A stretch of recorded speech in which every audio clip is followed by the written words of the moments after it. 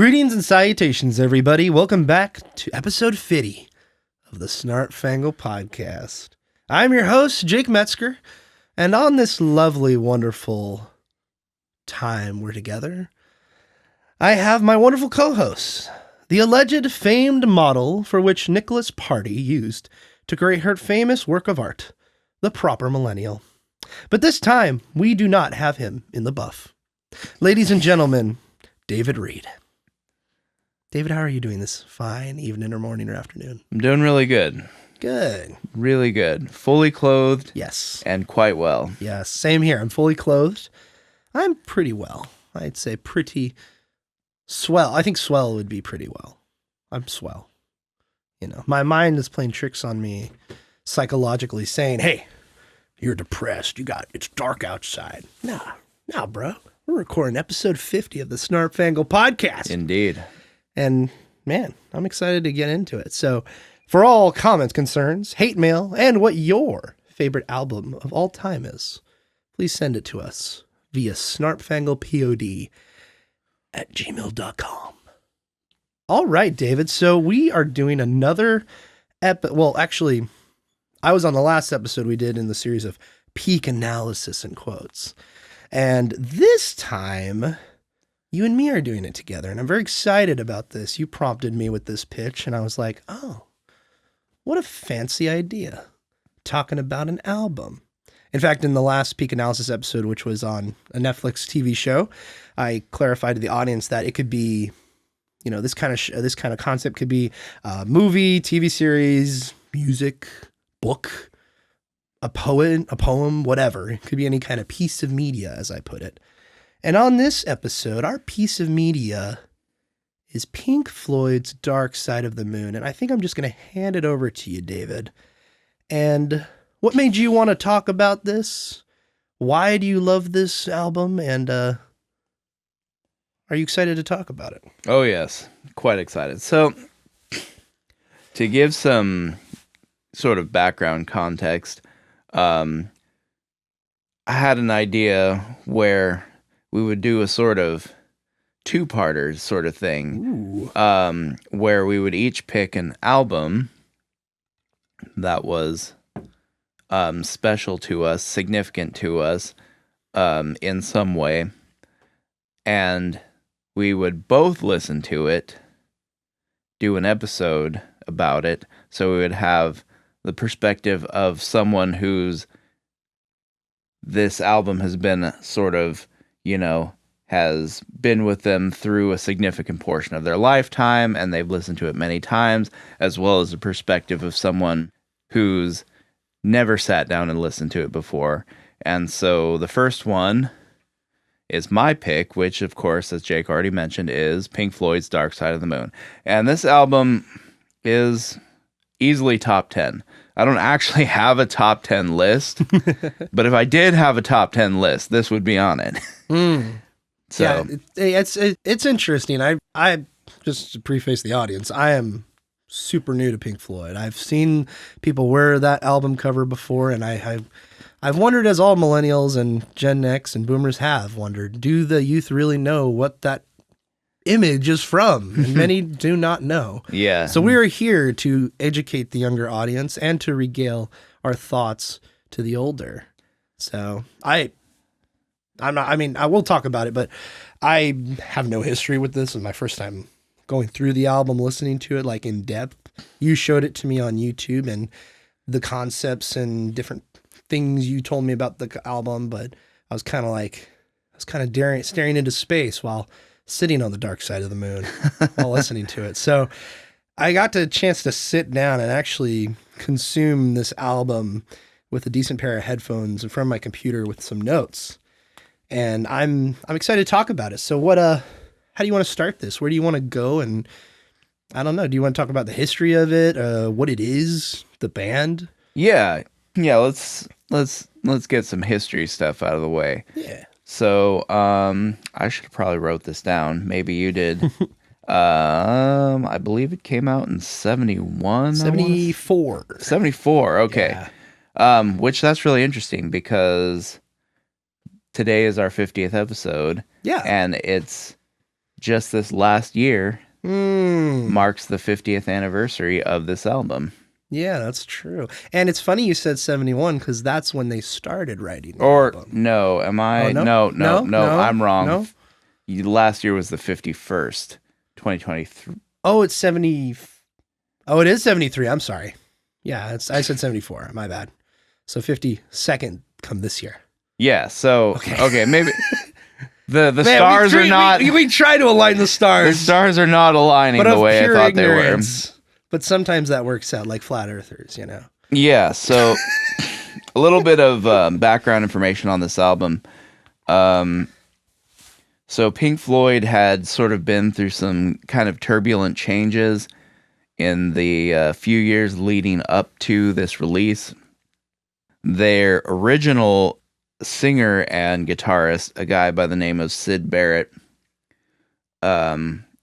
he was a creative fellow for sure, but his he had some severe mental health issues that just went undealt with, and over time his behavior became erratic, he became undependable, and after a while his mental state broke down completely and he had to quit the band.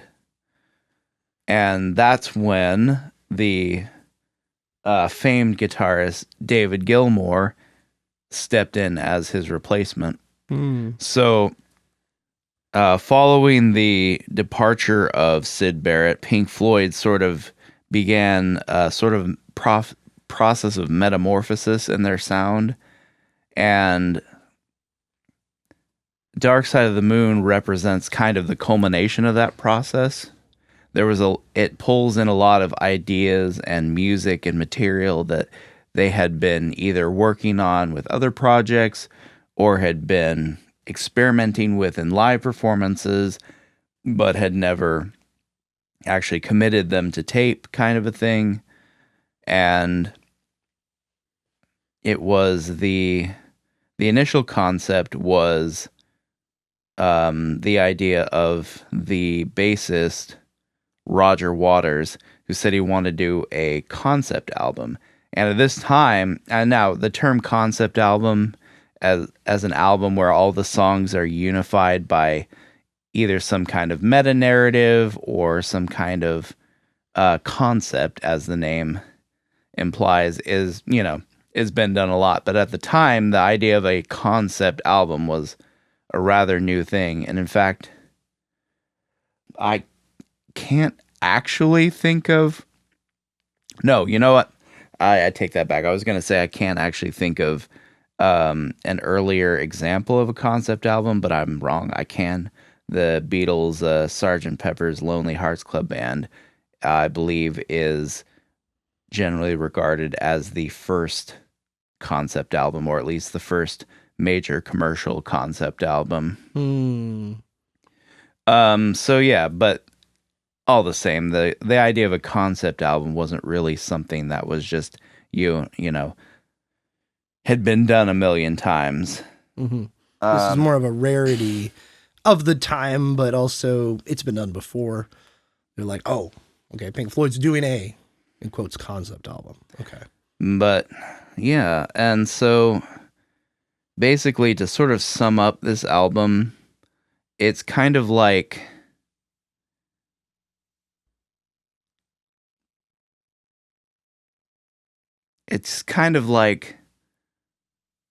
the struggles of life, basically. Yeah. Sort of all wrapped up. You have life, you have death, you have money, you have war, you have time itself, concepts like aging, concepts like losing your sanity or going through transition of some kind.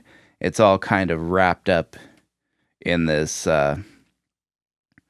piece of music. So yeah, I guess with that out of the way, do we want to just jump into the tracks? What do you think? Well, I kind of want to share my just overview real quick. Okay. And I have them over here. Let me get my notes in line over here. So this is all last night I went through and just wrote down my raw thoughts onto a document about this album, David.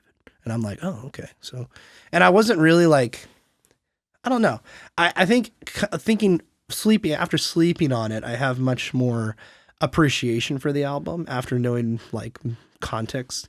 Because I remember going into this, I'm like, I'm not going to watch any YouTube essay about this thing. I'm not going to watch anything of whatever it has to do with Wizard of Oz. I'm not going to deep dive into it. I'm just going to have my pure raw thoughts. But I've done that before for this podcast, and I learned from that where getting your raw thoughts, it's kind of important to have context at least.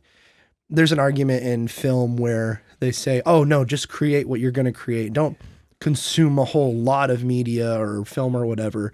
Just get your pure, unadulterated, unaffected thoughts out there in front of a camera. I can see the value of that in the fact that you don't want to copy others. However, this is like just going blindly into this I did. It's kind of requires context. So I didn't watch any like video essays per se, but I did watch, shout out to Professor Rock on YouTube, who did a deep dive into the song Time from this album. And he provided a lot of history of the band and the effects of the album on the music industry and how big it was, massive it was. In fact, I think it was mentioned that the range of albums sold of this is between 42 and 65 million albums, which makes it roughly a number third of all time album sales from what I heard, because number one's obviously Thriller from Michael Jackson, obviously. Number two is Back in Black by AC/DC. And this way, if you can get the numbers right, it slots into number three, which is really interesting. And I'm a guy that does not, I mean, I grew up with stuff like John Denver, Jim Croce, a lot of late 60s, early 70s stuff that my parents listened to and grew up with. And I was exposed to a lot of that growing up. They're like, hey, check out this stuff. And I'm like, oh, Jim Croce's a fire, bro. Like, this is awesome. So, but I didn't listen to everything. So this was like, Pink Floyd's rather new to me. And so listening to this was like, oh, this is kind of weird, bro. So let me direct you what I wrote last night.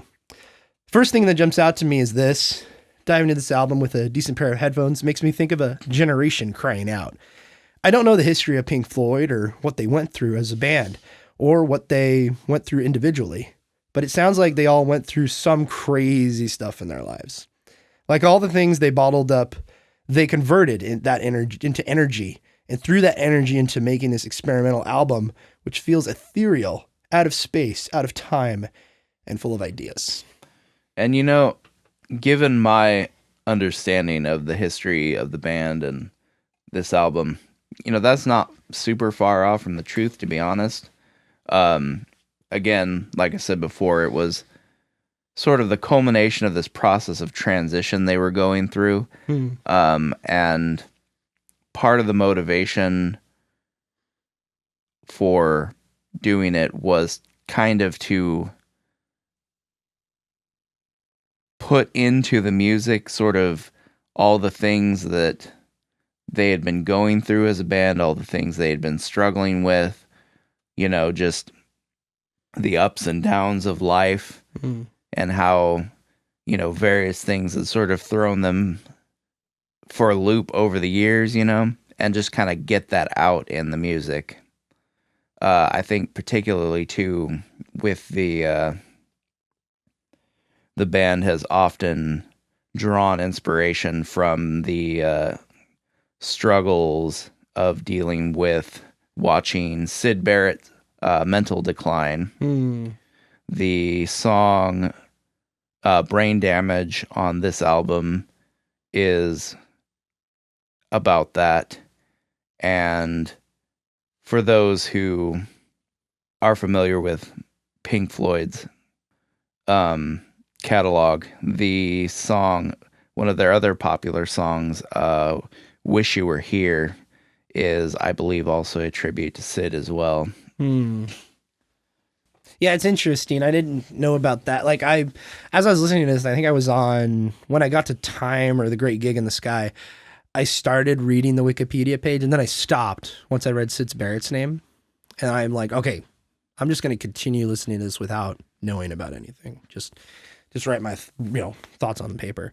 And I'm glad I did, because now knowing the context, I was like, it was a different experience, like not knowing the context going in, but after finding out about it, kind of like if you were going to pick this album up, back in the day or a record back in the day at a store, and you're like, oh, this looks cool. Prism with a rainbow, and oh, Pink Floyd. I think I've heard like one or two albums from them. And then you pop this in, you're like, whoa, this is weird. And it all connects and it's all transitions into each other, which is like, correct me if I'm wrong, but it seems like that kind of aspect, which is probably the biggest aspect to me of this album, just at face value, is something that wasn't, I'm sure it was done before, but I don't know if it was done to this effective, or I wasn't done this effectively, or had this much impact on society. I don't know. What do you think about the transitionary like aspect of the whole album? Well, this album is pretty groundbreaking in terms of what actually went into producing it. Like I said, it's not the first concept album, but it is one of the first. And also just the recording techniques, everything that went into the music, the ideas were actually quite revolutionary for their time. There really wasn't, like, not that the ideas were totally unprecedented, but for the most part, a lot of the ideas in this album hadn't really been done in like a commercial rock record necessarily. Okay. So this, it was a pretty kind of a singular moment where it was just like, it kind of changed the game. Yeah, and I remember once it hits once Breathe starts, I'm like, ooh, there's something to this. But I think the something to this is like, I think we'll go back to what we kind of talk about throughout the podcast, where we desire authenticity in media, and this is full of that, and at first I'm like, this is weird. Some of these tracks don't even have words. They're just interstitials or whatever. But, and I'm not a guy that just get a good pair of headphones and just sit down and listen to music, even though I do enjoy that. But I feel like getting out of my comfort zone and sitting down and listening to something that I wouldn't usually listen to, I can appreciate the art in it. And I feel like there's a lot going on in the guy who wrote this, the band, I can't remember his name. I have it right here. But the guy who took over as guitar, David, is it David or is it Roger who did the lyrics? Because one guy does guitar. Oh, guitars and vocal. That was David Gilmour. Yeah. And finding out he took over for Sid. Yeah. And kind of came up with this idea.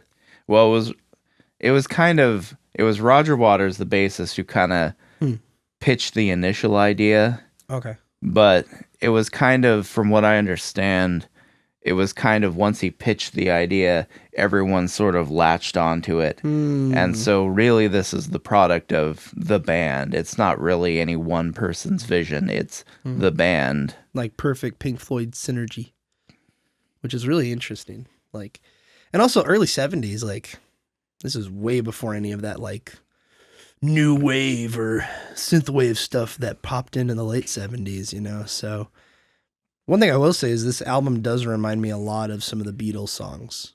Just like looking at, I can't remember the exact track, but I want to say Breathe and Money, specifically the bass line, does remind me of some of the Beatles songs, which kind of makes sense in a way, or because this was done by EMI, which eventually became Abbey Road Studios because Abbey Road was recorded there and a ton of Beatles records. In fact, I do want to get into later Alan Parsons' story and how interesting it is, how it kind of folds into, his story specifically folds into the term right place, right time. And I would associate that with this album as well. I mean, this is the 8th studio album, correct me if I'm wrong, of Pink Floyd? I should probably just check the Ooh. Wikipedia page. I have it right Yeah, here. I don't know that information offhand. It says 8th studio album. So Yeah. March 1st, 73. It's I don't know. It's ethereal. It's weird. It feels like something that is you definitely wouldn't get today. And I don't think you would have gotten the 60s, and you definitely wouldn't have gotten in the 80s. It's definitely in that in-between period from what just observing the way music turned out, especially during the 70s, which some of the arguably probably the greatest songs of all time came out of the 70s. And some of the most raw, amazing talent. I think of like Fleetwood Mac.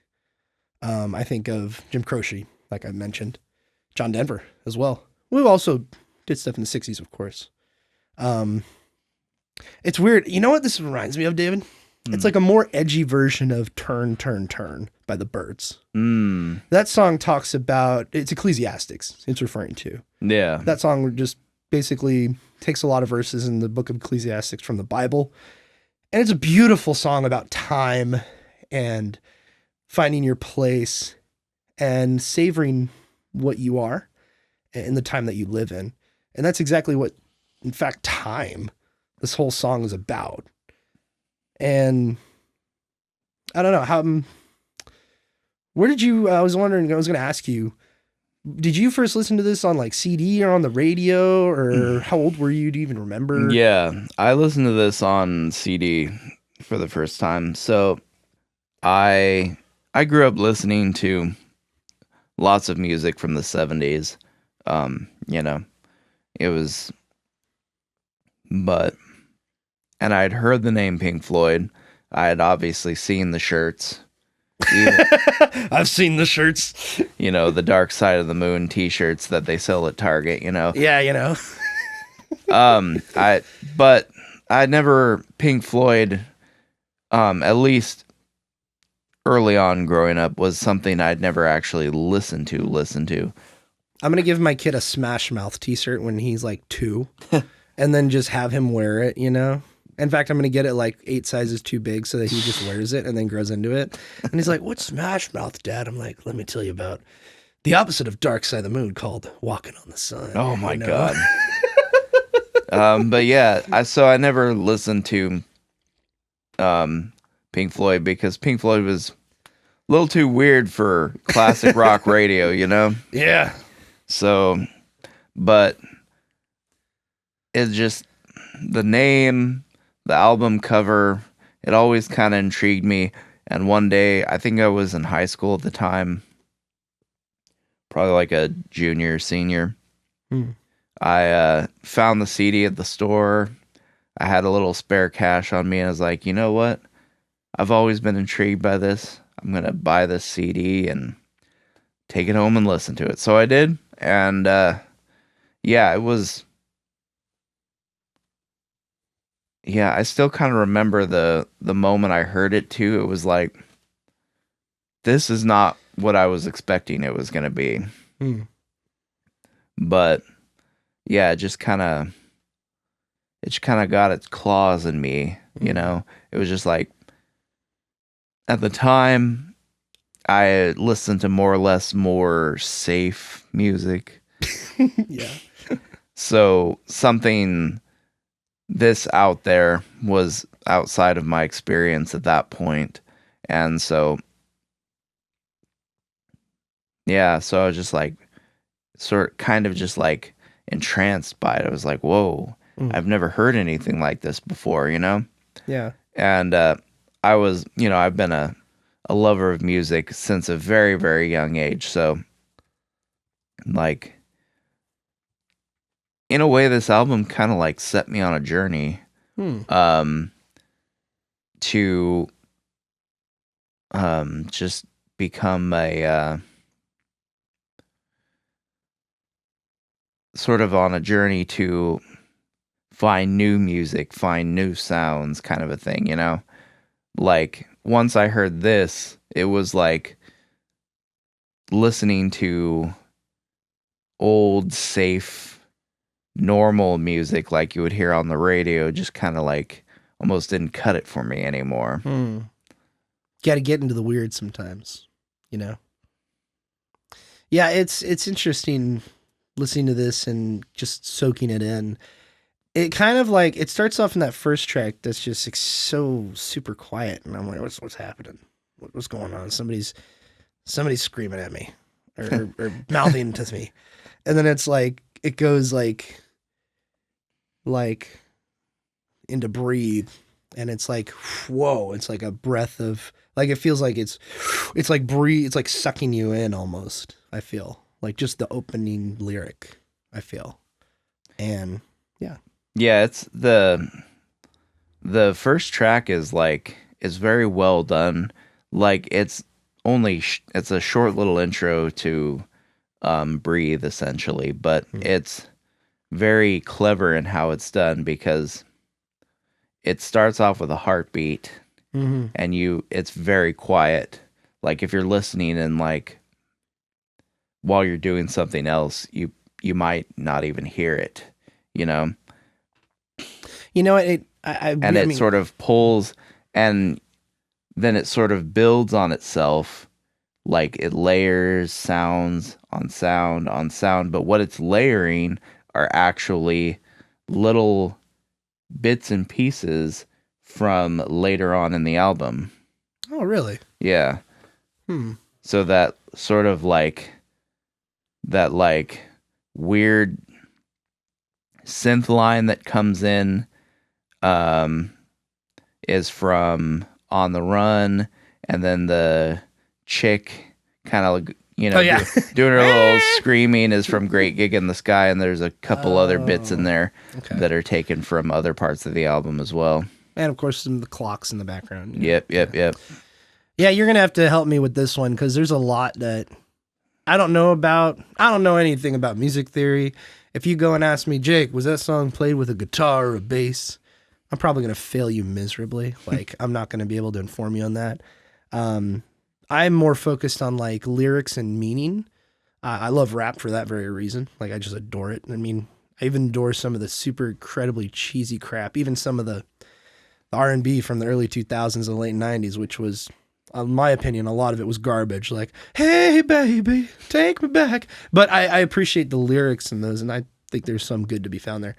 However, I even like the cheesiest stuff like Epic Rap Battles, History, which, God, the writing's so good in those, even though they're incredibly childish. But anyway, you're going to have to help me. I'll probably be asking you questions as we go through the songs and the significance on some of the, I don't know, maybe chords or stuff I just don't understand. So if you could help me with that, that'd be great. Do you want to hop into the songs? I have one by one. Yeah, let's do it. All right. So track number one for me, not for me, the track number one is Speak In Me, or excuse me, Speak To Me. My glasses were crying out. Track one, Speak To Me. This is what I wrote down last night. It says, this reminds me of a recording of Fleetwood Mac's The Chain, when you hear somebody in the background breathe out, basically the F word. And then the song starts. I'm guessing that specific live recording was a version, it was a random live recording. But it was like from a greatest hits CD, I remember. And I can't find that version anywhere online at all. Like I go in, I think it's from a ripped CD I had from one of the greatest hits albums from Fleetwood Mac. And I remember I was mowing the lawn. I had the volume up super loud and I never heard it before. And then like you hear like the ambience in the song and then you hear, and he just like, he breathes out like, and you know, if you know the history of Fleetwood Mac, it's beautiful, like in a sense. And then it just boom goes into the song. But with this, I mean, it's the introductory track. I don't know. It's like, yeah, you'd say it pulls different things from it. Yeah, essentially it's just an intro to Breathe, because Breathe starts off with the whole band like bam, full on. Yeah. It's happening. So there's got to be some kind of thing to get you to that moment, and that's what Speak to Me is. And essentially it just kind of gives you a little teaser of what you're in for, kind of a thing. Mm-hmm. And there's really not that much in this first song that's written lyrically. So But yeah, that's what I thought of the first one. What do you think of Speak to Me overall? Yeah, Just that. just that. That's what I wrote down for my notes when I listened to it today. Teaser sounds from album gives a taste of what's to come. That's all I wrote down because that's all it is. Yeah. I was on Spotify listening to this, which I'm sure some audiophiles would think that sounds like heresy, but I had to turn off the transitionary auto. What's it called? The crossfade. Oh, I had to turn my the silence between the tracks. Yeah, because just the crossfade in general, because I like to have that as a transitionary thing through my playlists. But I turned it off because I'm like, well, apparently, I know this song just flows like a stream of water, so I'm just gonna turn it off, and it flowed like a stream of water. Yeah, everything in this is actually this whole album is two continuous pieces of music. Like all the songs are stitched together except for between Great Gig in the Sky and Money, because that's where you have to turn over the record. Oh, that's cool. Nice. So aside from that break, everything else, all the songs flow continuously. That's awesome. Into each other. Makes me miss just old media, man. Like the act of doing that. Now I think of it as annoying, like, I have to get up and put it on Blu-ray or a DVD. Yeah. But, we take that for granted, I think, nowadays. And that's one of those things, too. It's like, that's kind of what got me into buying vinyl records is, a lot of people, a lot of audiophiles, which I do not identify as, will tell you that... And I can tell you assuredly you are not. Will tell you that, oh man, vinyl, it's just the sound quality's better. It's like niche. The sound quality of vinyl isn't better or worse. In fact, it's the same. I mean, certain parts of it can affect the sound, like what kind of needle you use can affect the sound. There's some other things that go into it, but other than, just the technological things that affect the sound that have to do with listening to a vinyl record, vinyl itself doesn't have a sound. But at the same time, I started getting into buying vinyl records for albums that were special to me, like Dark Side of the Moon, which is interesting because now that I think about it, I don't actually own this on vinyl. I haven't found a copy of it yet. Now, not to get your hopes up because she won't sell it, but I want to say I don't think my mom and dad own any Pink Floyd 45s or anything, but they have a lot of the Beatles old stuff. Oh, interesting. In fact, to the point where a lot of my cousins on my mom's side reached out to us, like just cousins I grew up with, and they're like, hey, Aunt Patty, you got any you gonna get rid of any of those old vinyls? Because they started to get into vinyl around 15 years or so ago. And she said, nope, I'm keeping them all. And so I guess we'll get them when, she eventually passes on. But I thought it was so funny. She's like, nope, not happening. So, yeah. But yeah, I want to say... If I get them, I'll give you Dark Side of the Moon. All right, there you go. Yeah, there you go. If she has them. In fact, I don't have my phone with me. But if I did, I would have just texted her right now to see if she has it and be like, do you have... The Dark Side of the Moon? That sounds like an album that I don't sounds like think my dad might have gotten. But maybe your dad. Yeah, maybe my dad would have gotten it throughout the years because I don't know if he's a big Floyd fan. He's more of an Eagles bro, but maybe you never know. Yeah. But yeah, vinyl is kind of cool in that it adds sort of a ritualistic element to the music. So the act of putting the record on the player, placing the needle on the groove, and then getting up halfway through the album to turn it over. It just kind of adds a sort of intentionality to the act of listening to music. And I think intentionality is the right word because I follow a lot of the used gaming market, which is pricing wise, it's a disaster right now. But there is something to plugging in these analog cables and hooking it up and getting that warm, fuzzy feeling, not from nostalgia, but from the TV that's, blaring at your hertz of your ringing of your ears or whatever. So let's jump to the second track, Breathe, and then the colons, in the air, in parentheses. Breathe is what it's called. Breathe in the air. And no, that's what we just talked about. No, we talked about Speak to Me. Okay, yeah. So breathe. This is interesting. I wrote down this. I said, I like the opening of this song. The interlude, which is track 1, I could do without. It's cool, but not entirely necessary. This is also like before I knew any of the context, which is my pure thoughts. Starting with this is fine. I overall dig this song, in quotes. Get it? Get it? Yeah. The rabbit meaning? What? What does it mean? Or whom? Is this something to do with societal pressures from the songwriter? Or something simple like the studio? Or simply it's an homage to a British spy television or film? It's neat either way. What do you think of Breathe? Yeah, so let's see. What did I write? So yeah, my first note is that steel guitar. Oh, yeah. But yeah, that steel guitar that comes in, it just kind of like, it's so soothing, you know? Yeah. It's a little melancholic, but not too depressing sounding. Yeah. And then it's backed up by some nice atmospheric organ sounds. And it's,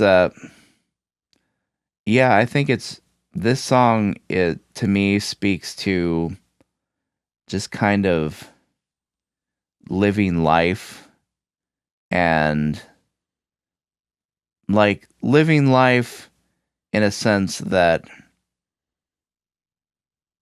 you know, you're just kind of going through the motions.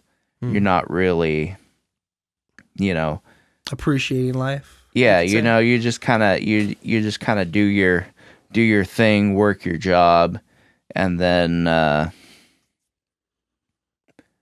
and you don't give it, and whatever deeper meaning your life might have, just sort of you don't give any thought to. Kind of almost like a prelude to, because this almost kind of like a prelude to, you know, sort of coming to the end of yourself and realizing that, you know, just living your life just to live your life isn't enough, kind of thing, you know, which, you know, many people go through. But this, for me, the lyrics of this song sort of are like almost like a prelude to that. Like, this paints a picture of a guy just sort of living his life, and he's not really thinking too deeply about it. Yeah, if I may, I'll read some of the lyrics here. It says, for long, something that stuck out to me in here, it says, for long you live and high you fly, and smiles you'll give and tears you'll cry, and all you touch and all you see is all your life will ever be. And man, that's just, I mean, that's powerful right there. It reminds me, yeah, like people living their life. It also reminds me of, I don't know what the rabbit means. I always like psychoanalyze this stuff, and not necessarily so. But like, dig that hole, forget the sun, and when it lasts, the work is done. I think that part was kind of like, just because it's sort of like fits lyrically, like fits, run, rabbit, run. Yeah, just kind of, it sounds sort of pleasing to the ear. And then the idea of the rabbit is digging his hole is, he's just, you know, is like a picture of a guy just toiling away at his job, you know, and he doesn't have any time to rest or to enjoy himself or to spend time with his loved ones. He's just kind of going at and doing his thing. Also, when it says run, rabbit, run, is the exact middle point of the words in the song. I don't know if it's the exact middle of the timeline of the song, but in terms of what's written, there's a part 1 and then run, rabbit, run, and then the part 2. And I just think, just looking at it on paper or on the screen is really interesting just to see that separation.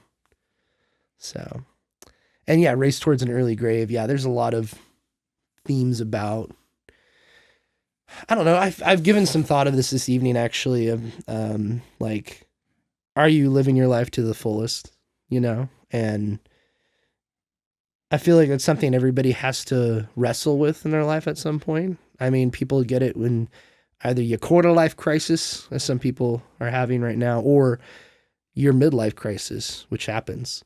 And it's strange. I can't fully grasp that. And I don't think I'm meant to right now, but just something to think about. So, I don't know, you want to go to the next one? Yeah, let's go to the next one. I'll let you start off with track 3, On the Run. On the Run. So this one's kind of an interesting one. It just kind of, you hear the singer sing Balanced on the Biggest Wave, you race towards an early grave, and then all of a sudden you hear some like weird synthy sounds coming in, and it almost, so I wrote down, let's see, what did I write down on this? I wrote down, nothing else sounded like this at the time. So this was like one of those things where like you would have heard this and be like, you would have heard this at the time that it released and been like, you wouldn't have known what to make of it. And then, I've always kind of thought of this album, this track as like almost like a synthesized car chase. Because it almost sounds like traffic and zooming vehicles, and then there's like an explosion at the end. But I was doing some reading on this, and it's kind of interesting.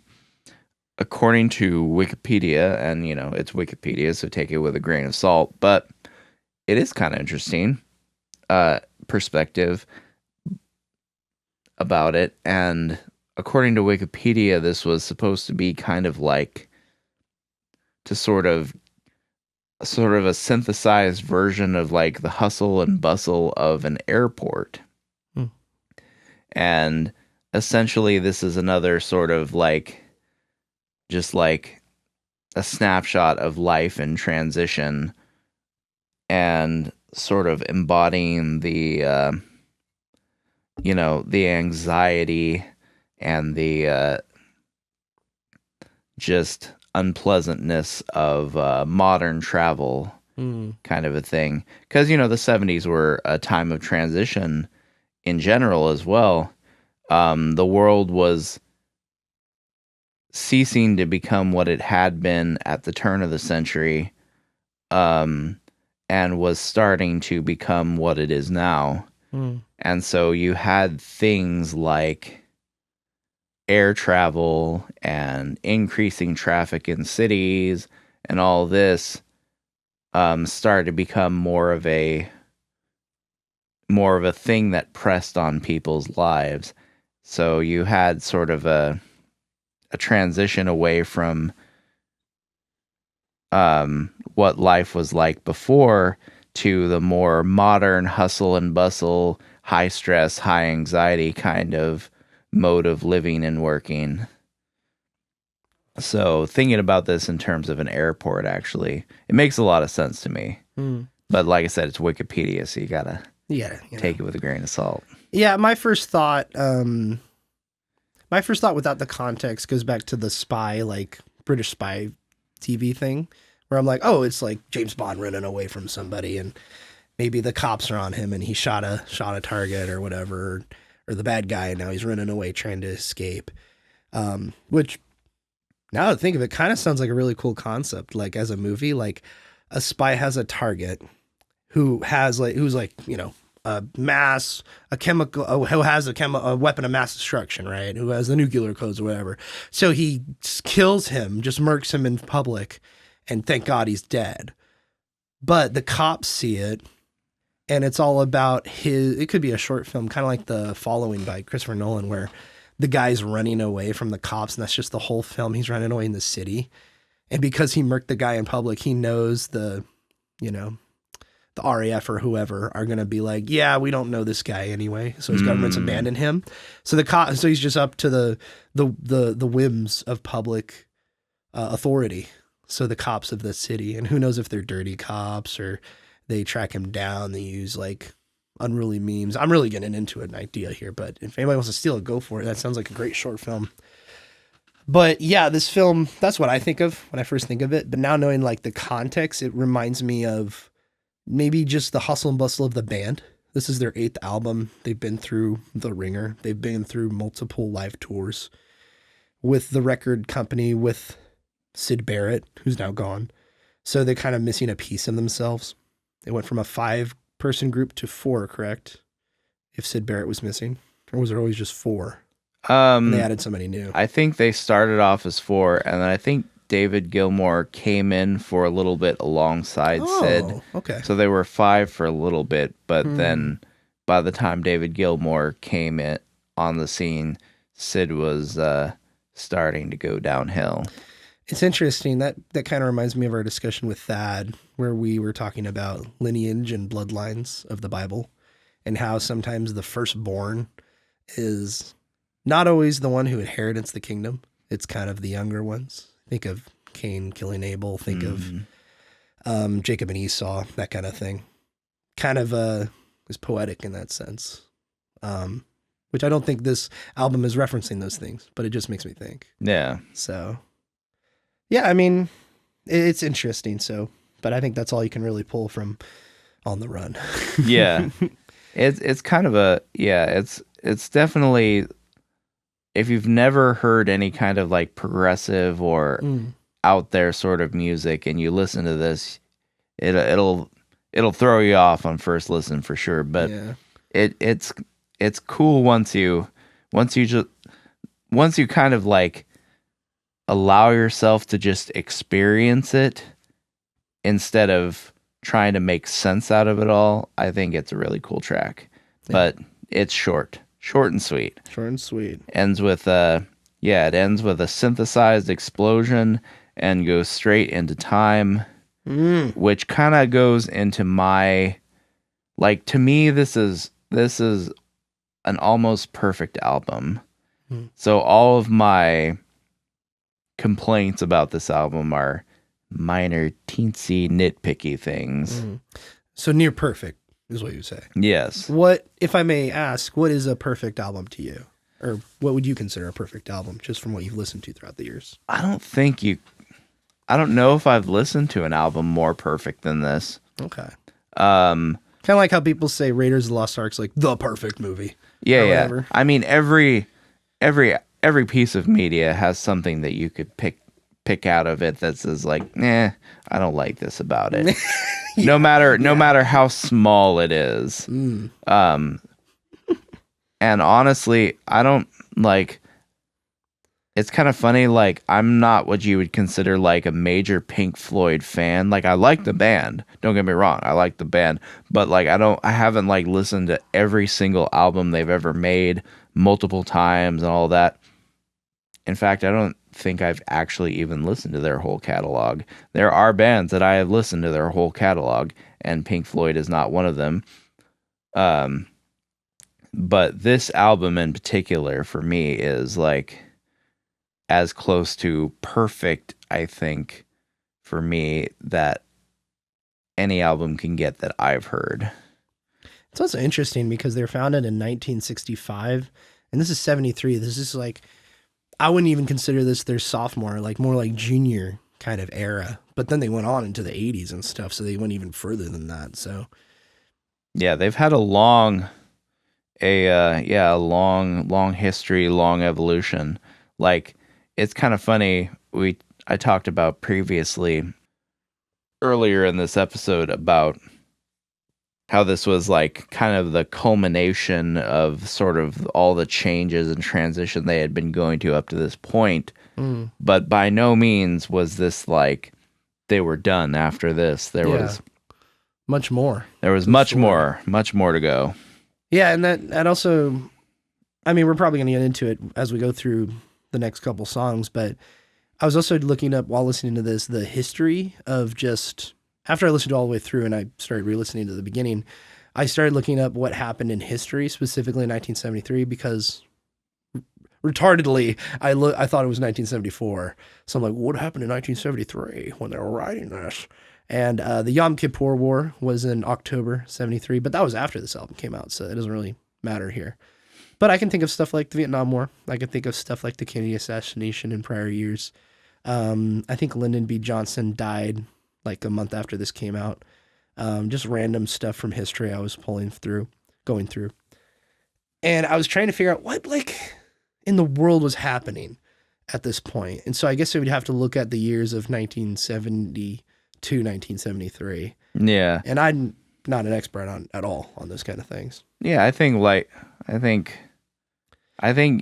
It feels not one. I think there's not one event necessarily that you could point to and say, this is what inspired this. Yeah. But I think it's sort of a product of just the time they were in as a whole kind of thing. Because, just you had sort of the 50s were kind of like almost like the age of innocence. Yeah. For American culture. Or at least for Western culture in general. Yeah. And then you had, I don't know why I said American at first. Wait, this is a British band. But yeah. Well, the 50s, it was But the 50s were, you had this sort of post-war baby boom. Mm-hmm. People settling down. They were still very much, everyone was still very much kind of operating along a sort of Judeo-Christian sort of moral foundation. And then the 60s happened and everything changed. Everything shifted.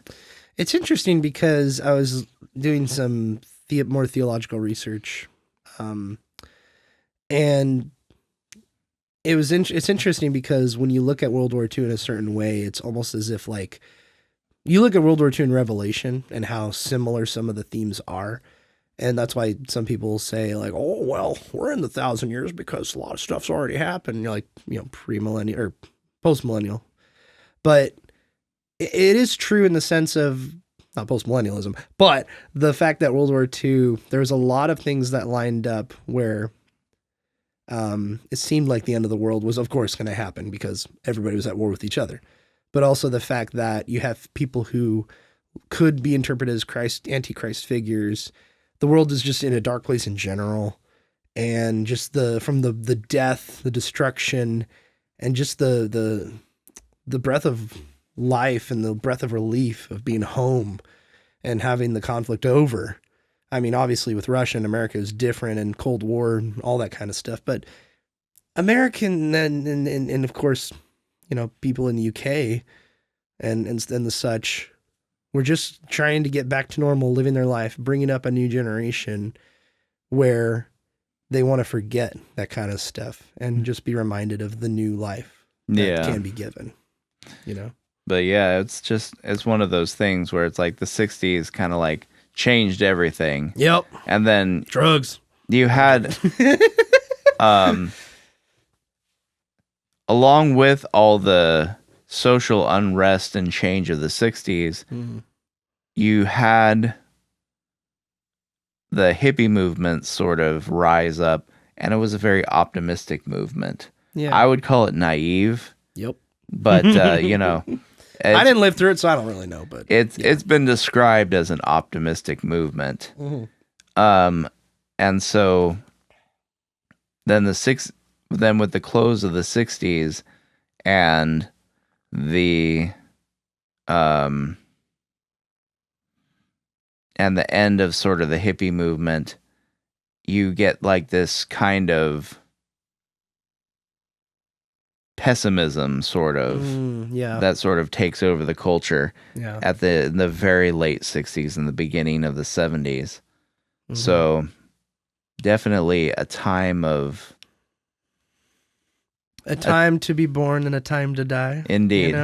But yeah, a time where a lot of people probably would have felt lost. A lot of people would have probably felt like, they were lacking direction or they needed a new direction kind of a thing. Yeah. So yeah, I would definitely say that this album was kind of like a product of its time, It's to me, it's timeless, but also it was a product of its time as well. I see what you did there. Yeah. But how many times can you put the word time in your sentences? How many times, or how many more times is a Led Zeppelin song? Yeah, that's true. Yeah. We'll talk about him later. Anyway, so yeah, going into time, this is what a song. God. But the beginning, I want to talk about the transition because that's one of my like minor nitpicks with the album. Okay. Like from the beginning into the beginning of time is what you're talking about. Yes. Okay. What's the nitpick? The nitpick is the clock sound. Oh, I'm so glad you brought that up. Like, it's so annoying. Like I get it.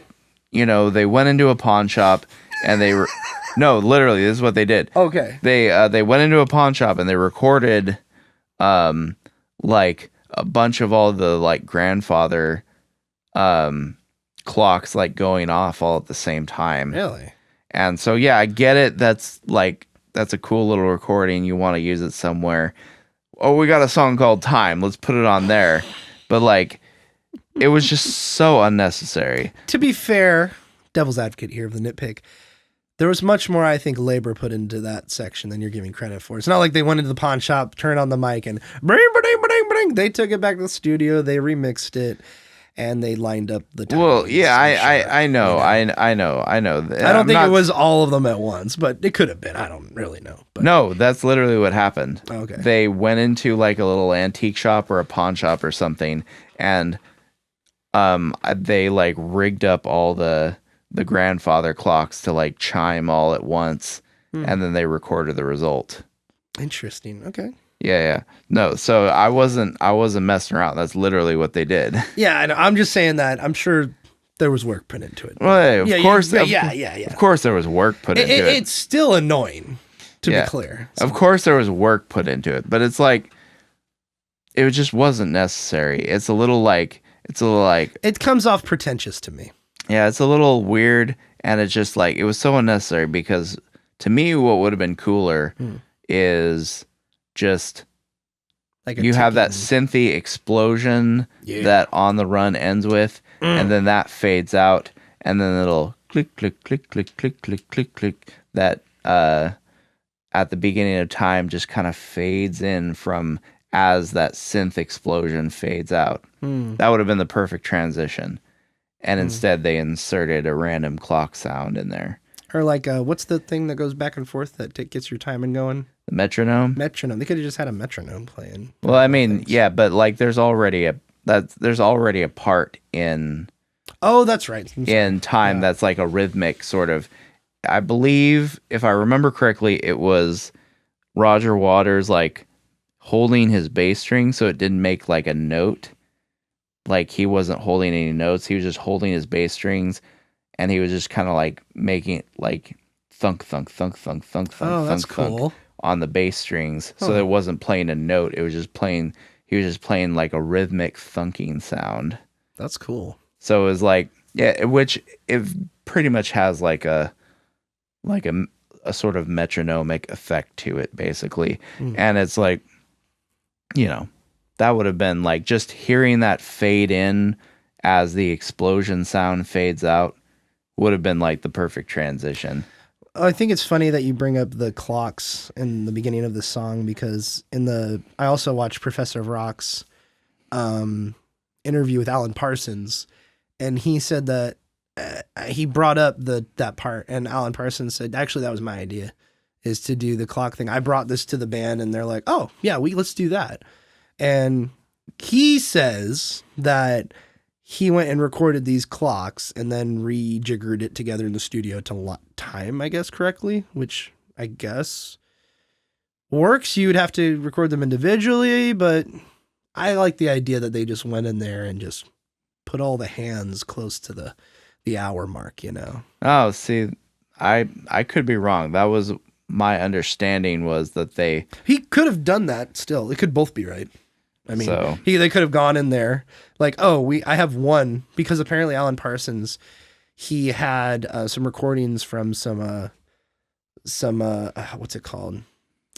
Some commissions he had to do. So audio commissions or whatever for, I don't know, some audio engineering thing. Okay. And so he had the clocks, and he said, I have a bunch of these sounds. You want to use them? And they're like, that sounds a great idea, or something like that. So, interesting. But the clocks, that's the nitpick. And I agree. I think it's annoying. Like, I just like, my ears. And then the song starts. Yeah. So how do we feel about that, David? Yeah, this song, so here's my notes. We got unnecessary clock sound, legendary guitar solo, cool synthy Western style intro, lyrics about the brevity of life and how easily time can slip past us. And of course, the and then cool transition to next track. That's what I got. Yeah. For me, I wrote down, this song starts off like you're about to hear a master at work. The build up, the start to the first verse, the violent hit it makes as the words are spoken, ethereal, strange, foreign, and delightful. I also wrote down in quotes, hanging on in quiet desperation is the English way. Huh? Okay. And then I wrote down, seems like it's a soliloquy of youth, bygone youth. The sun is the same in a relative way, but you're older. Really great lyric writing in this. Like, I really like, I think that there's some really interesting things in here. You get the theme. You get that it's time literally falling away. Yeah, it's not just time too, but it's also life passing you by. Passing you by, yeah. The whole idea of that one line, the hanging on in quiet desperation is the English way. And basically, it's kind of, it says it's the English way, but like it's the human way. Sometimes we get into these places where, we clearly need a change of some kind. We clearly need to go and do something different, but we're just so comfortable in whatever sort of rut we've gotten stuck in that instead of getting out of our comfort zone and doing what needs to be done, making the change that we need, we just hang on and keep on keeping on in quiet desperation. Yeah. It reminds me of all the people that like go back to school and they make that choice to kind of, like you say, get out of the comfort zone. I mean, a lot of those people in my line of work, and it's interesting to see and analyze over time their process of getting out of the comfort zone and out of that rut that they're still in, but they have added this onto it. And it's causing problems because you're in the rut, but now there's something next to you that's taking up space, and that space could be your time, for example. And it's pushing you out of the rut, and it's causing difficulties with your family or schedule or what have you, or routine, I should say. And that's part of the beauty of breaking out of your rut. It's violent. You could, especially if you're going really fast. I don't know how far this analogy can go, but say you're going really fast down in your lane, in your rut, and you get out of it and you pop over the hill out of the rut. Now it's flatter. You kind of can make it what you want and continue on and make another one if you need to. There's some beauty in that, but it's a painful process, I guess. So I don't know. Maybe I'm more poetic now after listening to this. I don't really know. But I do want to say the lyric shorter of breath and one day closer to death. If you just go through this, there's a lot of, just amazing writing that I probably would never have come up with at all. But man, it seems like it just fits so perfectly, and it's so relatable to everyone, But dude, the start, take it away. It's like, oh God, yes, give me more. This is amazing. This is a banger. Like, oh, and was it what this? You said steel guitar, or what was it? Well, there wasn't any solo in there wasn't any steel guitar in this one. Oh, I'm sorry, you were mentioning that. That was Breathe. Breathe, yeah. But this one, what I really like is the intro. It kind of builds up to that moment, and then it just kind of like happens. Yeah, it's just boom, and it's kind of almost like this, it's almost like Western style music. Yeah, in a little bit. Yeah, it's like you would play this. You would probably play this in a more progressive John Wayne movie at the end. I'm saying more progressive just because, say, John Wayne did one later on. Yeah. Well, not the rest of the song. But no, but just that intro. Yeah. That the little stabs of drums, the little guitar melodies, and that you have that constant tick tick tick tick tick sound of Roger Waters on the bass. You could almost imagine it like, almost like a horse, like trotting through the desert almost. That's cool. Oh, all right.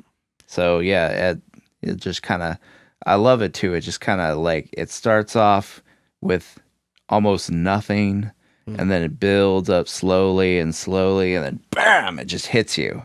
Yeah. It's beautiful. It's a great song. And you said this is, at the end of this one, is when you flip the 45 over? No. It's So this goes, and so yeah, I kind of want to get into that now. Yeah. The transition, the transition from this to the next song is so good, because this song actually ends with a reprise of Breathe. Really? Yeah. So it's not the same lyrics, but it's the same tune. Oh, okay. Gotcha. So you hear him singing, "The time is gone, the song is over, thought I'd something more to say," and then right then and there it transitions and they're playing Breathe again. Oh, that's cool. But it's it's like a third verse to Breathe, essentially. And then that ends with kind of like, it just kind of like fades out, and then from the fading out of the organ is kind of like the dominant instrument, and you hear that organ kind of fading out, and then as that organ fades out, you hear the piano come in, and just gentle, soft piano chords. You hear some, and this is another thing too, is a feature of this album, which many, many, many bands have tried to copy, which I hate it when they do that. Is they actually went around and they recorded conversations with just people, whether they were employees or what have you, just people at the studio. And so you hear that throughout the album. So I think this is the first time where you hear that like really prominently in Great Gig of the Sky. You hear like these, people talking, this like dialogue, little snippets kind of, and then what it is they actually just went around and they like asked people questions or talked to them or just whatever, and they recorded their responses, and then they put them they layered them into the music, which I hate when like people try to, like, artists try to do that. Yeah. Because it's always like little snippets of movies or whatever that they do. And it's like, it's dumb. It's dumb. It doesn't have the same, like, the authenticity isn't there. Yeah, I'm a huge, like, I don't know about you, but I remember we were, I think on a road trip, we were listening to, the guy who did the Freedom Fighters song, and 3030, and I think Delatron or Mellotron or whatever, the rap, the guy who did the rap in the Gorillaz song, Clint Eastwood. Oh yeah, the guy the Funky Homo Del Sapien. the Funky Homo Sapien, yeah. So that guy, I remember we listened to some of his stuff, and I don't remember if it was his, but it's definitely on like some of the Red Cloud albums, some of the like really, like the late 90s, all through the 90s, honestly. And then into the 2000s, you get like just random movie quotes and random lyrics spoken from either Biggie or whatever, inserted into multiple songs, rap songs. And it always comes off as super, it's just bad. Like, I'm sorry, but it's bad. Like, sometimes it can be used effectively. I think, gosh dang it, what's, oh my God, I'm spacing on some names here, but there's a rapper I really like,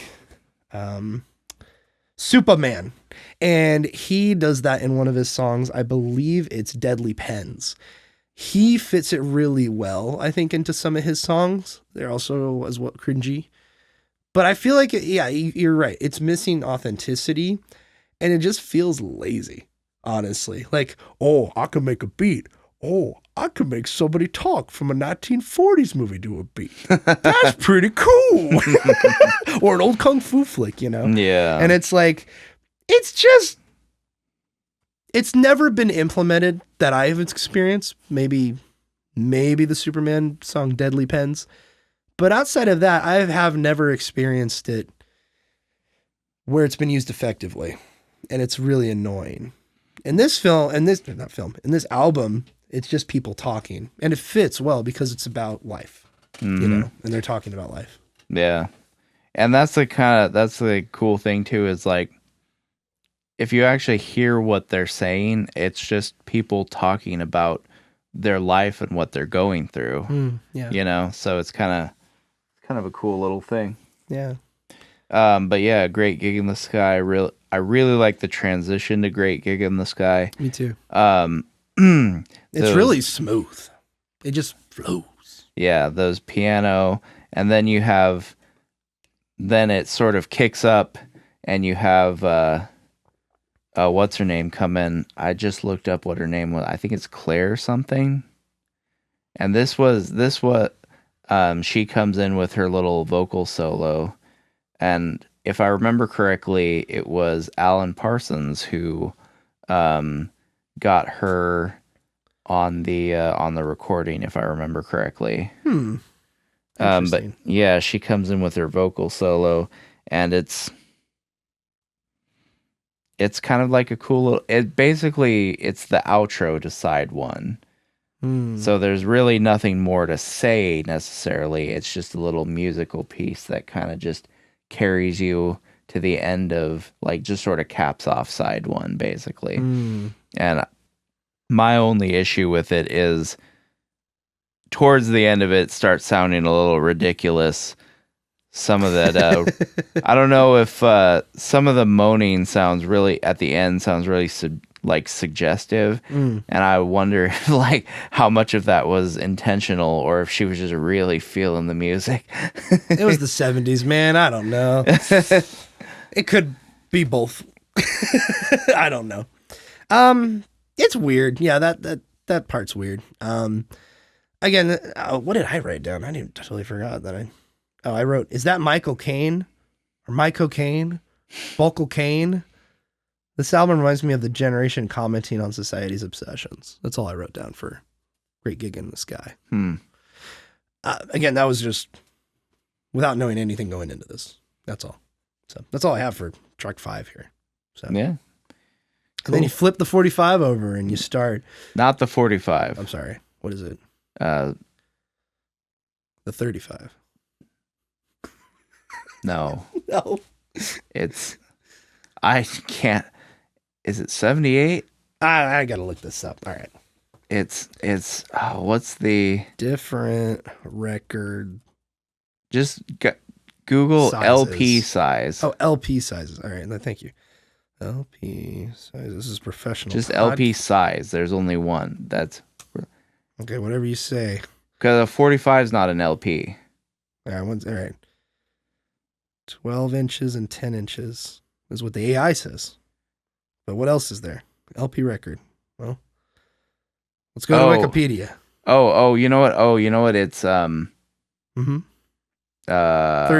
33, it's not the size. It's not the size. It's the RPM. That's RPM, what it is. 33 and a half. 45, yeah. 33 and a half is the RPM for a full size disc, and LP. 7-inch sized 45 or. Yeah, 45 is the RPM for the smaller ones that they put like singles on. Oh, okay. Yeah, my parents got a ton of 45s. I think some 33s as well, and a halves. So is it 33 and a halves is the slang? That's the interesting thing about it is 45 is like a designation, like is now a term for just those smaller records. Like they call them 45s, but like bigger records don't get called 33s or 33 and a halves.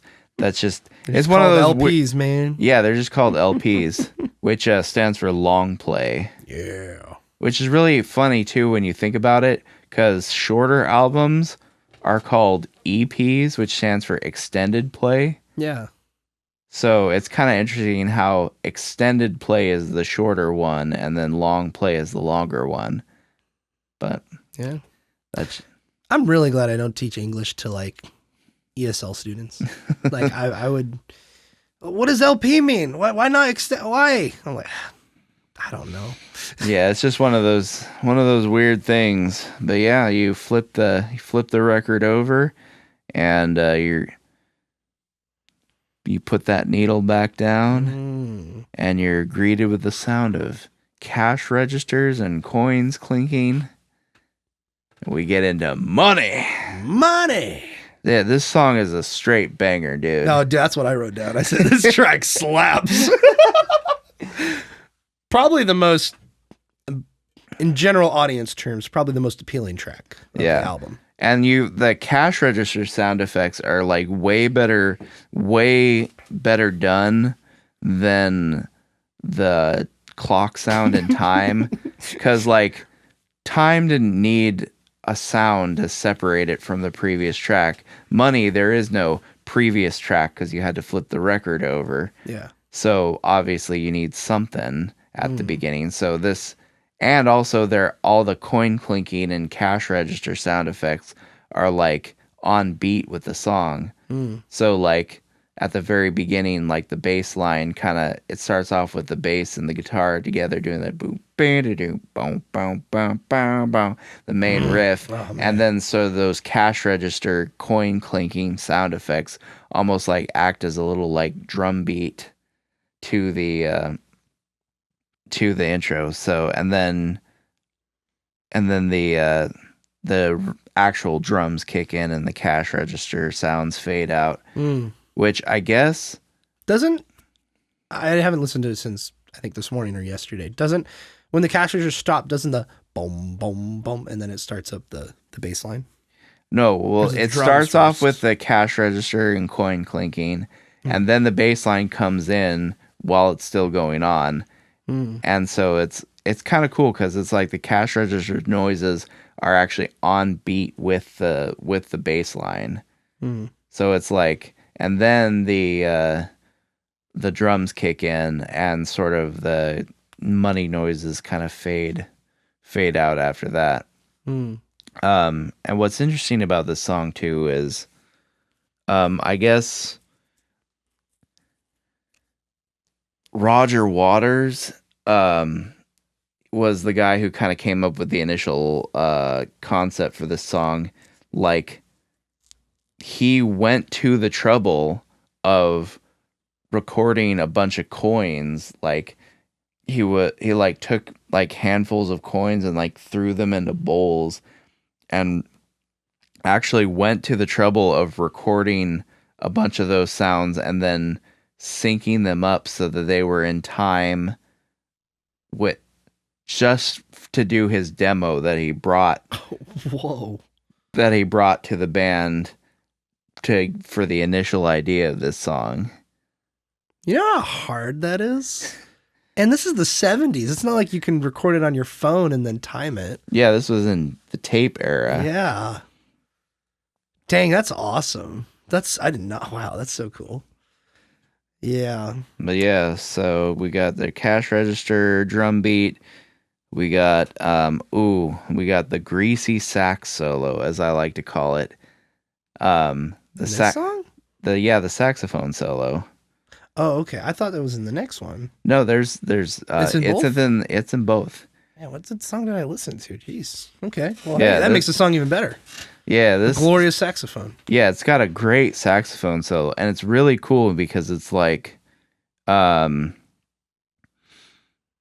only word I can think of to describe the saxophone solo is greasy. Yeah. Like, it's dirty. It's it's that smooth jazz because of how greasy it is. Yeah, it's like gritty almost. Gritty, yeah. It's like really, it's not a smooth, pleasant sounding sax. It's like pleasant. A gritty, greasy, dirty sounding sax.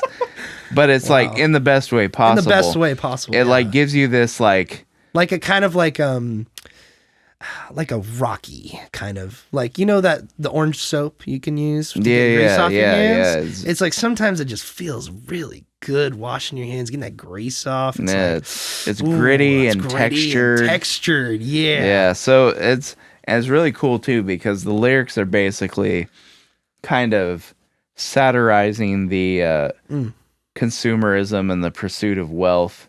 So it's like you have this greasy, dirty, gritty saxophone solo, kind of gives you this feeling of like, you know, fat cats, like, you know, getting their pay, getting their money, whatever way they can, kind of a thing, you know. Yeah, this is the kind of song you play while, you know, drug deals are happening in the background, and instead of step into the bad side like in the Dreamgirls musical, it's more like this is what you would play, you know. Yeah, I wrote down, this track slaps. Dang, what a beat. This track echoes the theme of the generation. Again, I was just hung on to this generation thing. Generation commenting on the obsession of time, money, and why do people put so much weight into those things in society? I also wrote down, this song has that good old misquoted biblical passage. Lyrics is the root of all evil today. Talking about money. And the Bible, 1 Timothy 6:10, for the love of money is the root of all kinds of evil. I think that was, New King James. Yeah. It's the verse is the love of money is the root of all kinds of evil, which got sort of corrupted into money's the root of all evil. Yeah, it's but it's kind of interesting too. In this song, they're not like saying money is the root of all evil. No, they're saying money, so they say, is the root of all evil today. I just committed journalism fraud on this song. I apologize. I didn't include the context. Yeah, so they're not necessarily misquoting. So money, so they say, is the root of all evil today. Yes, I like that. That's good. Yeah, more of their sort of like, this is a thing that people say about money. I love that. Right above it, the prior verse is, money, it's a crime. Share it fairly, but don't take a slice of my pie. I'm like, oh, that's good. Yeah, this song's so great.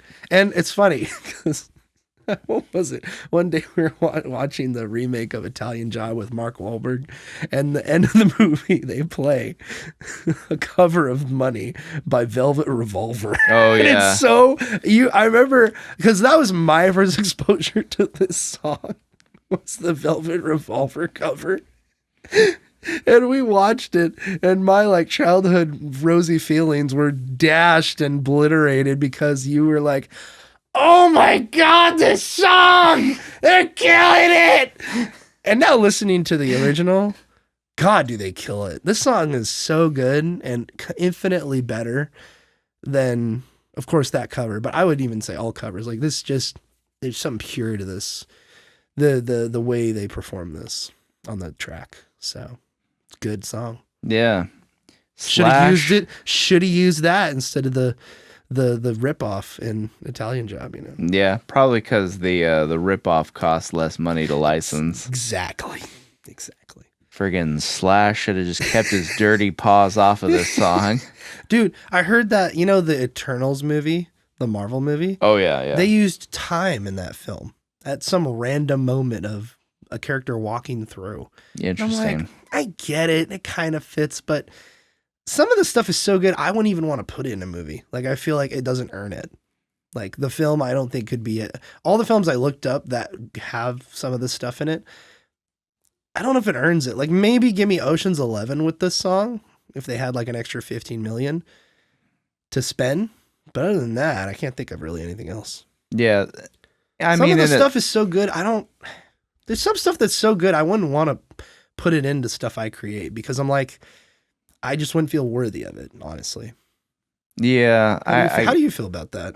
Like that with art and kind of paying homage, but using it, you know? Yeah. If I was to use somebody else's work in my work, I would have to feel like my work was worthy in some way of using it.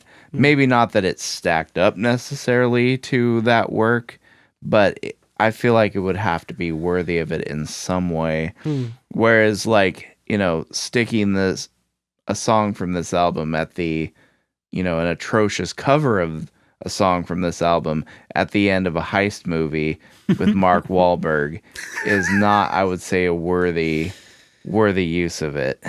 Well, to be fair, I would say it kind of fits because it's just for the sake of, it's a remake of a prior film, also known as Italian Job. Yeah. And then you have Velvet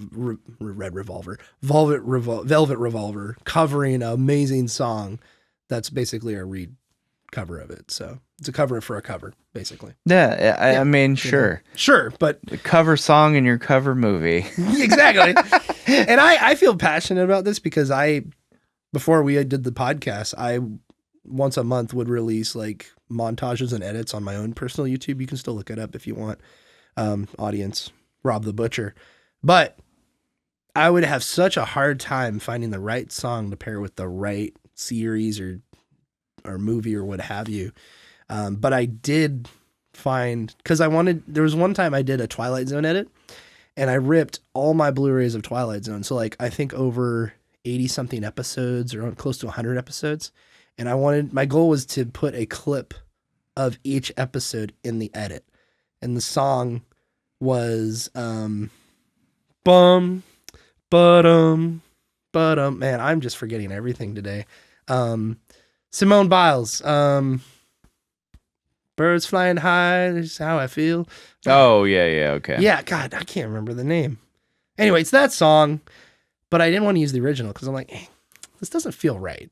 It doesn't fit what I'm trying to do. But I found a cover of a chick that did a cover of it. And it's like, it had like 200 views. Nobody watched it. But her voice was like super, super good and fit really well. And so I used that version of the edit instead. Nice. So it's a lot of thought goes into this kind of thing. And does Hollywood really put that much thought in? I don't think so. No. It's like, we have the money. Oh, somebody from Abbey Road Records Studios? Let's do it. Yeah, pretty much. Pretty much. Yeah, so yeah, I like money. It's a banger. Oh yeah. I also like the next one. Yeah. Let's talk about it, David. Us and them. So so I've got in my notes here, from money to politics. Yep.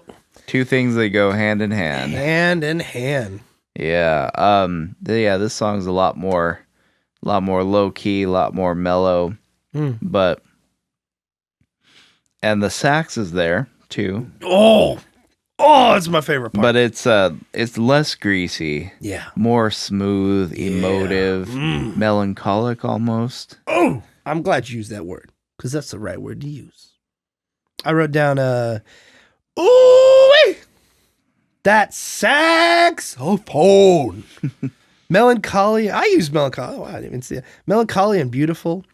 This song reminds me a lot of the Beatles' work. I'm not a Beatles guy, but the song just reminds me of some of their stuff. But man, I think this is probably my favorite track. Like, I love Money, but Us and Them, I think there's something about it that I really like. And it's a good ass song. Like, same thing with a lot of stuff on this album. It's just, this one, I don't know. Maybe I'm a greasy politician on the inside or something because this song really resonated with me. I don't know why, but it feels, I don't know. It's something about it. I like it.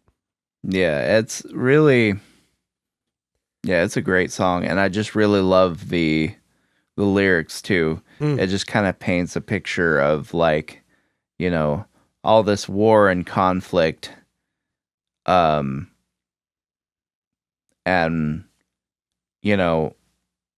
just thinking in terms of basically the title of the song, Us versus Them, is, humans are tribal by nature. And that's what we do, is we divide people into an us and a them. Yep. And the people who are part of the them, it doesn't take much for us to enter into conflict with them. I feel like this really, because a lot of rock and a lot of pop, they all talk about relationships or some fling or some kind of just some kind of relationship they went through, right? You know? But this is more like ethereal, political, more focused on, I don't know how I want to articulate it, like the faults of man, Yeah. but more, I guess more so the faults in society and what things or what aspects of society have become so corrupted, especially when you look at, you're going into the 70s here, 73, and you see the turmoil, you see the war, you see the decay of what, these guys grew up with, through the 60s and everything. So, and I think it's just such a beautiful song in that aspect because, again, us versus them. They always pit, like you said, us and them, It's real, whether it be racial, ideological, whatever. It's just, if it's perfect. So, and the saxophone. How can you not love the saxophone? But that's all I have to say on it. Yeah, I really like the saxophone too. It's melancholic, but it's also a little hopeful too. Like the lyrics are really sad. Yeah. But then like the saxophone sort of like uplifts it just a little bit. Just keeps it, keeps it above water. Yeah, exactly. Yeah, Yeah. Yeah, I wrote down some stuff, but I don't think it matters. I do like the ending lyric that says the old man died. Like, it's like, oof, wow. Because I think what it's saying, well, I don't know what it really is saying, but again, I'm only, I think my interpretation would be, it says, and who will deny it's what the fighting's all about, and then it goes into that ending part. Busy day, I've got things on my mind. For the want of a price of tea and a slice, the old man died.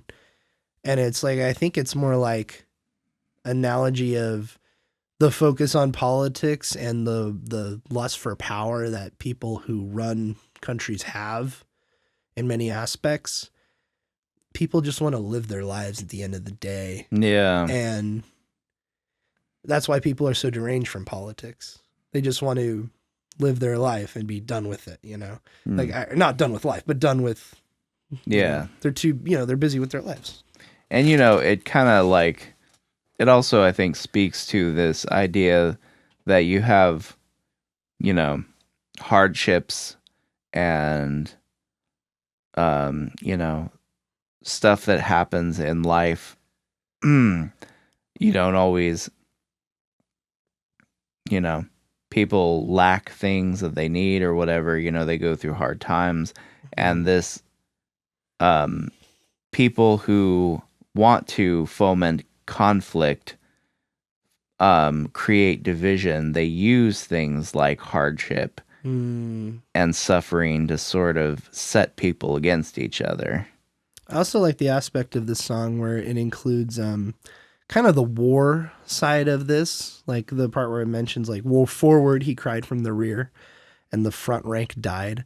Like, again, they're talking about politics and war, but I think it's cool that they bring that kind of aspect to it because I think that's just an undeniable fact of life. And it calls back to what I think of, like, whether it be World War II or the Korean War, in fact, and what was happening in the world, So it's funny. Do you think people are going to look back at us making this podcast and be like, oh, wow, the 2020s. Well, maybe they're talking about Desert Storm that happened in the 90s. And it's like, what? No, we're so disassociated from that. Don't associate us with stuff that happened 25 or 30 years ago now. So, I mean, you can, I guess, but. I mean, you happen about 25 or 30 years ago. Oh, got him! But also.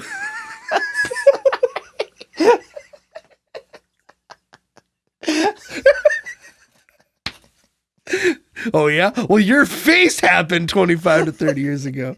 All right. So one thing I also did like is it brings back the dude talking, the old man talking. And at first I was like trying to listen to it with the lyrics. I'm like, what's this guy talking about? Is he like beating up his son? Like what is going on? Like I was totally like disassociated. But now looking at it here, it's more of like you said, it's more people talking about life, in that kind of sense. So.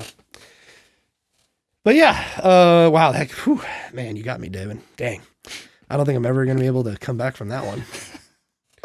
I don't have any retort. It's just so good. Like the song. and like all good things must end, we're getting to the end of the album here. Yeah. That's one of my minor nitpicks too with this is the transition into the next track is very abrupt. Like the other tracks kind of transition each other into like, you know, gradual sort of natural ways, and this is just like bam, it's just like, oh, we're in a different song now. Okay. Yeah, I get a little fuzzy going into Any Color You Like, which kind of is appropriate because I wrote down here. Do you want to just jump into track 8 here? Yeah. I wrote down, great track to listen to while stoned, I'm sure.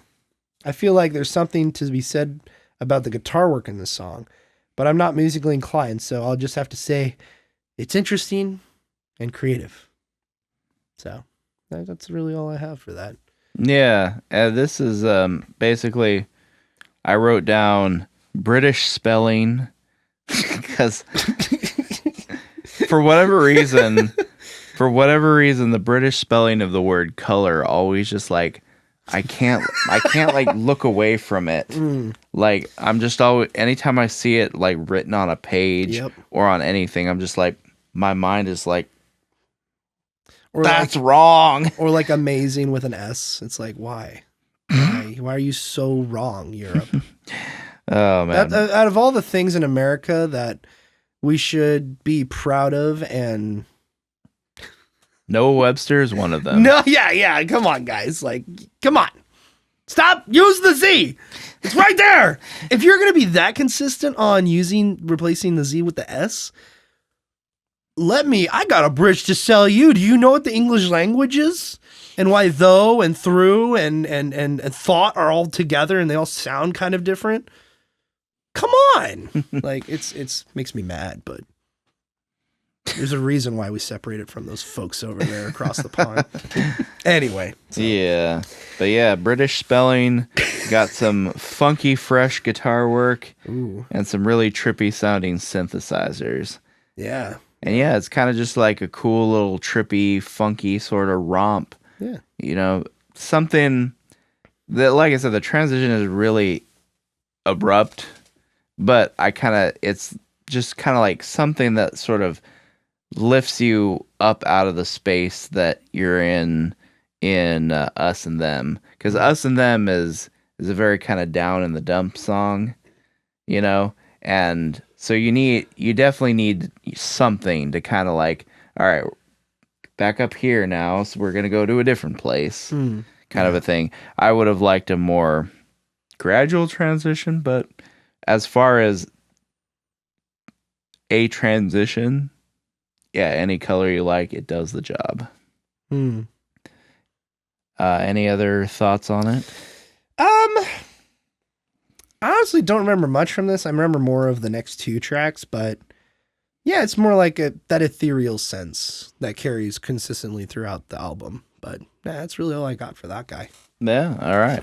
And then we go on to the penultimate track. I have it written down here as Dane Bramage. Dane Bramage. Dane Bramage. Let's see. I wrote in my notes, what did I write? I got Stone Cold Classic. Ooh. Strange and melancholy, but also hopeful. Yeah. And great transition. Yeah, I really love this song. Like, sometimes I even get a little teary-eyed listening to it. If I can, be a manly man and admit that. No, dude, I felt, I didn't cry or anything, but I did like almost tear up at one song. It might have been this one where I'm like just the power of the music, like it's there. And yeah, it gets you. And it comes from a really, really, really authentic, deep emotional place. Yeah. I think you can just feel that.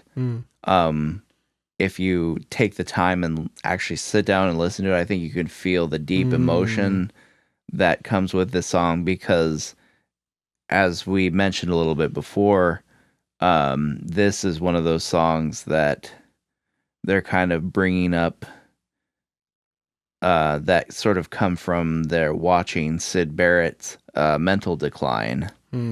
So you can obviously infer that this song in particular, because it comes from that place, had to have a lot of emotion put into it. And yeah, like, you know, I feel it when I listen to it. Like it's undeniable, the just the depth and the emotional impact of this song. There's so much value to be extracted out of this, and relatability too. I mean, like the middle kind of, well, not middle, but there's the part of the song where it says, "The lunatic is in my head," and then it's like, "Raise the blade, you make the change." It's like, whoa. But then you read the rest of it, and it's kind of like, it's like, huh. Like, this is somebody talking about somebody else, not just themselves. Like, and that becomes very apparent as you listen to it. And I think it was this song where I like teared up a little bit, because you could feel it. There's some about this song where it could be any of the things you just mentioned, but there's something about it where you feel like, wow. It's got it could be authenticity, but it could also be something, it's authenticity from experience and well-realized experience. And that combination always succeeds in music writing. Well, yeah, I would say always to a certain extent, maybe. I mean, just think of what we've already mentioned, The Chain by Fleetwood Mac. Like, if you know what Fleetwood Mac's about, and that the beginning of The Chain where you go, where the guy just breathes out the F word, you're like, oh, I know why. I know why he said that, because it's of the situation with that band and the relationships in between them. But this is different. This isn't a relationship between like a loved one or a spouse or something. It's a relationship between friends. And it really can resonate with most people, I think. So, and it's another callback to, there's darkness in this world we live in. And that they're kind of honing in on that from their experience with the darkness, or seeing the darkness in other people, and having let that, and from their actions, it affected them. And pain too. They watched this guy go through it. And that's why you see that hope in there. It's like, we wish for better, but we love, you know, he goes through this, or we see him do this or fall away. If the fact they use the word lunatic is kind of interesting, but it's also just the hope of, we wish for better things for him because we love him. And it's about that. I think it's, again, at the end, it's about love, really. Well, welcome to my TED Talk. That's all I really have to say about Brain Damage. But man, what a song. Wow. Indeed. And then, Brain Damage transitions like just masterfully into Eclipse. Yeah. Which just kind of caps off that whole album. Like, essentially, it brings it all together in a big, spectacular way. Takes the whole album and sort of gives it a grand send-off. Yeah, it's beautiful. I wrote down, what a transition. Pretty amazing. It's all dark. And I don't know if you saw the doc, but I put a meme in there where it's like the always has been meme. Oh yeah, I looked at that. The astronaut looks at Earth, and he looks at the moon, he's like, it's all dark. Always has been. Yeah, I looked at that. That was funny, I thought. But yeah, Ooh, okay. As you look through the lyrics of this song, it's basically referencing the whole album. And then it gives the send off, and it's really beautiful. And it's called Eclipse. So it's like perfect in that way. Yeah, which is interesting too, because if I remember correctly, I say if I remember correctly, and I just looked it up this morning, I should tell you what my memory's like. They were, so Dark Side of the Moon was their, was the title for the album that they wanted from the get-go. But initially, and this is before they actually released it, when they were getting it together, because like they actually kind of, before they recorded the album, they actually kind of like presented the material in like live concerts. Oh, I think I read something on that. Yeah. And so their original name for it was Dark Side of the Moon, but then it was changed at one point because another band came out with a record called Dark Side of the Moon. Oh. And they're like, we don't want to try to, get ours confused with theirs or anything like that. So they changed the title to Eclipse, which is the title of the last track on the album.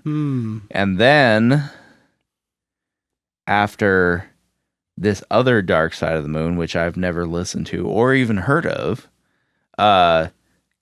was a miserable failure commercially. They're like, okay, we'll be fine if we go back to what we wanted originally. I kind of want to look up what that album was, but I have the sneaky suspicion that it has nothing to do with progressive rock. Yeah, I'm guessing not. Or will it ever have the forte that this album does? So, I feel like it's hard because this album is very experiential. Like we sat down and listened to it, like actually sat and listened to it. And I think that's why Money is so popular, because it's the beginning of a brand new wave. It's not an in transition song. And it's arguably one of the best ones, if not the best on the album.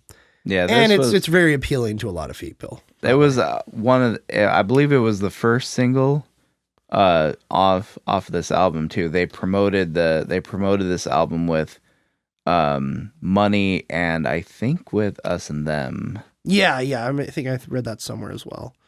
Yeah, which is interesting. Yeah. Like to have Us and Them as well. But that got the eyes on this album and resonated with a lot of freaking people and sold insane. I mean, you go onto Spotify even, and the whole freaking album has like, if I could go to it, I believe it has something to the extent of like, well, here we go. In terms of streams alone, like there's no song underneath, except for Eclipse, underneath 100 million views, or streams, I should say. And it's like, dang, like even Eclipse has 93. And the most is Money with close to 600 million. Like that's like Eminem numbers right there. Like, yeah, the cultural impact of this album cannot be overstated. Like it's so funny to me that like, like this album was so impactful that it spawned Target selling shirts with the cover printed on it to kids decades later, and those kids buying those shirts with the album cover on them just for by and large, for the most part, have no idea what it even is. Yeah. It's just, which is sad. It's sad, but it's all, but also, it's, that's just how it is. That's just how things are.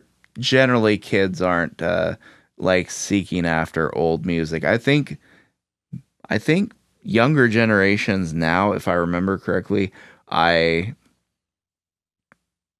saw something that like saying that like older music is actually more popular now than it's ever been.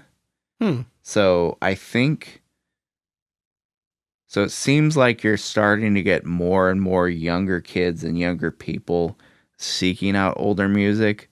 But by and large, the young kids and younger people are mostly only aware of the music of their generation, not the music of previous generations. But I just think it's kind of funny that the lasting effects of the impact that this album had on the culture are such that future generations who don't even know what it is are buying merchandise because of that. Well, yeah, also, I mean, it's interesting how I wouldn't consider this a passing of the torch, but it's the start of something. It's a rejuvenation into, I don't know what it would be. The music industry, it could be anything really. Culture, appreciation, progressive rock, what have you. But I found it interesting that this came out in 1973, and the same year EMI Records then signed Queen with their first debut album, which is fascinating. Like, just pure timing. I'm not saying this had any effect on that, but I also look at some of the stuff and some of the stuff this album touches on, whether it be lyrically or in the method of the beats and the bridges and the chorus and all that kind of stuff. Some of it kind of sounds like early Queen, a little bit. Like, I'm not saying that it's like in the 80s Queen or even the 70s Queen. This is entirely different. Yeah. But it's still in rock, and this had an effect on Queen, and I think you can tell if you listen to Queen's music. Yeah, this... Or any really rock album after it. Yeah, this was as far as rock goes, this was definitely a landmark album. Like... historical. Like, everything that followed was affected by it in some way or another. What's really funny too is even like its impact is so far reaching. Like, you even have like some of the like the early punk music was actually partially inspired by people having a reaction against this album. Really? Yeah, because essentially early punk rockers thought that rock had become like a mockery of itself and it had sort of gotten away from its DIY roots, so to speak. So the punk movement was, in part, the aim of the punk movement was to bring rock music sort of back to straightforward, simple, do-it-yourself kind of roots. And there's, I don't know how true this story is, but it floats, or it's one of those stories that float around that I want to say it was either the Ramones or the Sex Pistols, both early punk bands from the 70s. It was one of them sort of got started because the two founding members ran into one another at a record shop, and one of them had a shirt that said "I hate Pink Floyd" on it. And that started a conversation that leading to them forming the band. Wow, that's funny. Yeah, it was funny. I remember you brought this up to me, and literally that same week, Mortal Kombat unveiled a DLC character, or the fans discovered a secret DLC character you can find in the latest Mortal Kombat game, MK11. Or MK1. And it's like the ninja, it's like a mix of Scorpion, Sub-Zero, like all the ninjas basically. And he's pink. And his name's Floyd. Like, it's like, wow, okay. Like, and people couldn't figure out, like, somebody unlocked it online, and then they couldn't figure out how to replicate it. So right now the community is trying to figure out how to unlock this pink ninja named Floyd. And it unlocks a stage too. It's really random. What the heck? Yeah, I know, it's so random. So, but anyway, what a cool thing to.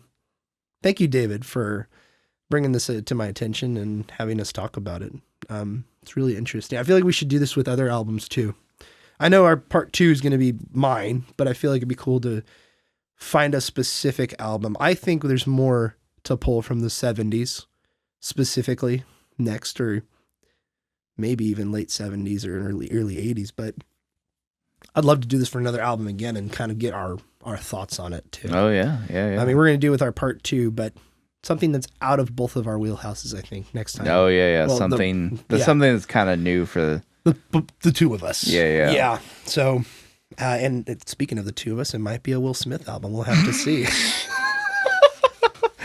And with that, ladies and gentlemen, we want to thank you for listening to yet another episode of the Snarp Fangle Podcast and our entry into Peak Analysis, a series of diving deep and just a good excuse of talking about things we love.